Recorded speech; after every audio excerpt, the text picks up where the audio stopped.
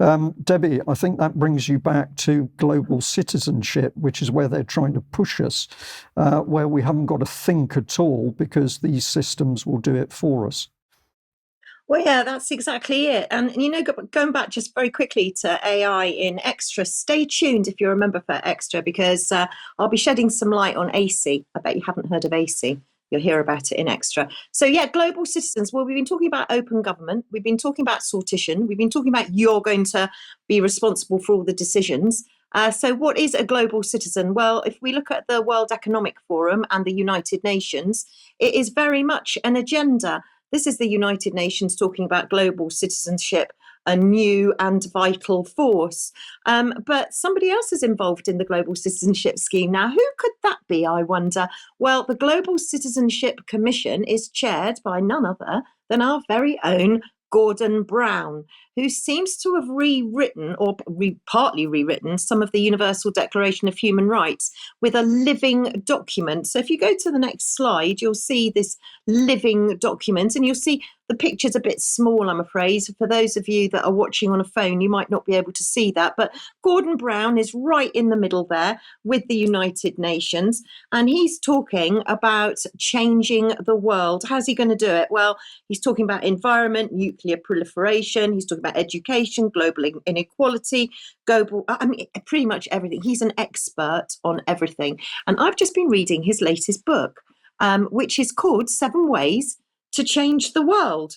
And it's a very interesting book, and it seems as like he knows everything about everything. Gordon Brown has been very busy in the background, again, doing things that the mainstream media aren't telling you about. But what are you doing tomorrow? Well, if you're in New York and if you're in Central Park at 2:00, you too can go to the Global Citizenship Festival. Have a look at this.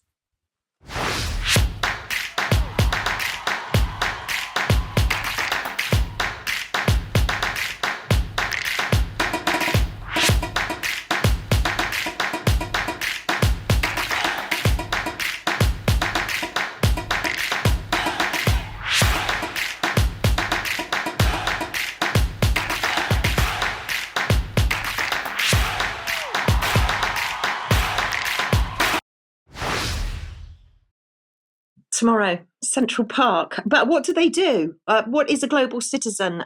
They're changing the movement, changing the world. They've got campaigns, they've got collaborations, they've got events, they've got broadcasts. It's all very exciting.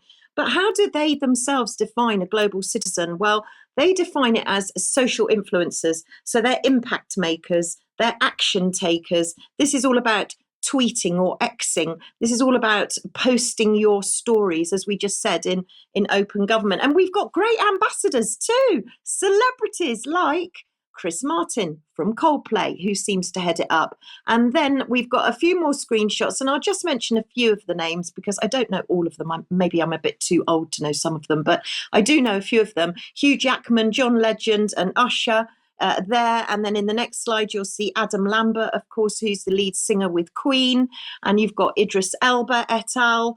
And not to be outdone, drum roll please, because now we're going to introduce you to a member of the royal family who's also very involved in global citizens. So who else than the Duchess of York at Cisco Youth Leadership Award Global Citizen Prize. Enjoy. You rock, you lot. You really rock. And past winners, fantastic, amazing. And Global Citizen, can I just say thank you so much for giving them this platform in order to be able to speak their voices. Thank you. Could you come on. Better. And I want to say, I'm the generational bridge because I'm still very young, in case you hadn't realized. Yeah, exactly.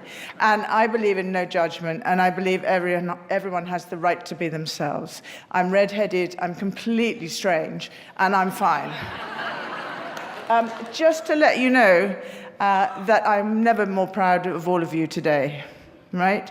And on behalf of the entire world of us grown-ups, I'm not a grown-up, but on behalf of grown-ups, can I just say, I'm so deeply sorry we have ruined your planet. I know, but it's the truth, right? Okay. But however, good news is we're going to do something about it. And Global Citizen is doing it. We're all doing it. We take many steps, but we are doing it. Are you doing it? Are you going to be a global citizen? Well, if you want to know more, with a global assembly, so we've got a global assembly, climate and ecological emergency to influence COPs. Now, this is where this is all very interesting because it's to influence COP. So let's look at a statement that Antonio Guterres made here. The Global Citizens Assembly for COP26 is a practical way of showing how we can accelerate action through solidarity and people power. And it goes on to say, they're talking about the People's Declaration for the Sustainable Future of Planet Earth. This is a global assembly, first of its kind. Members have been selected by a lottery. Doesn't that remind you of something that we talked about last week, sortition? This lottery will bring people together to represent interests of others, uniting and rallying citizens. Well, what citizens? Well, all I can show you, I'm afraid, is a Zoom shot, because this is what they show you on their website. And these are the citizens that you can thank for making all of these decisions for you. And I just want to highlight, just lastly, to finish this segment off, is that the Delphi method, because Brian and the column have been talking about the Delphi technique for many, many years. The Delphi method was developed by the Rand in 1950s. And this is where groups of experts or stakeholders use online tools such as Expert Lens, that's another news on its own, to anonymously answer questionnaires, receive feedback that represents the group's response, and then they all reach a consensus. And you'll be relieved to know that Delphi is alive and well in the UK government. And here's just a couple of examples. You can see that they're here in the Food Standards Agency, and they're using the Future Toolkit. Now, this Future Toolkit, I know, Brian, we're going to be doing much more work on this, because you can see it includes methods like Delphi, 7 questions, horizon scanning, 3 horizons, driver mapping. And this is all about the future thinking, or the future thinking project. And this is also involved in the science department as well. So Delphi is alive and well in the UK government. And I just want to finish to say that the Clinton Foundation are involved as well. I haven't got slides for those, but I also noticed that Albert Bourla, Pfizer CEO, he's involved in it. Everyone's involved in it, but did you know about it? I didn't. Yeah, Debbie, this is the key thing. Everybody is involved in it, apart from the wider public, most of whom have no idea this is going on.